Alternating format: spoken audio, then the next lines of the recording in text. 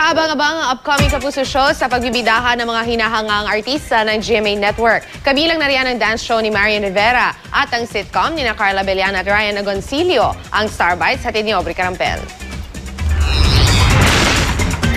Mahilig daw talagang sumayaw ang primetime queen. Pero iba't ibang dance moves daw ang kanyang ipapakita sa programa every week. Alam mo, kahit ako din masusurprise din ako kasi iba-iba talagang anggulo ng mga sayaw ang gagawin ko dito. Hindi lang basta hip-hop, hindi lang basta kung ano man. So iba-iba. Mga Pinoy dance icons daw ang gustong makasama ni Marian sa kanyang dance floor.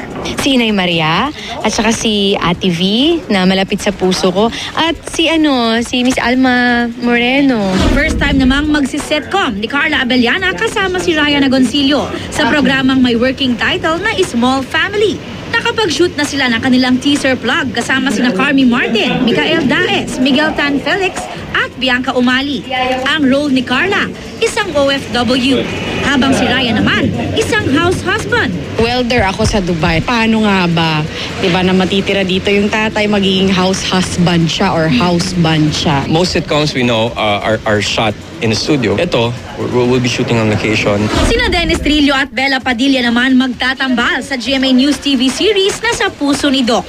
Isa itong medical drama na ide-direct ni Adolf Alex na siyang gumawa ng Bayan Ko at Teacher. Parang medical drama ng Grey's Anatomy. Pero tinatakal niya yung mga problemang na-encounter ng mga doktor sa probinsya, yung mga kulang sa funds. Aubrey Carampel, GMA News.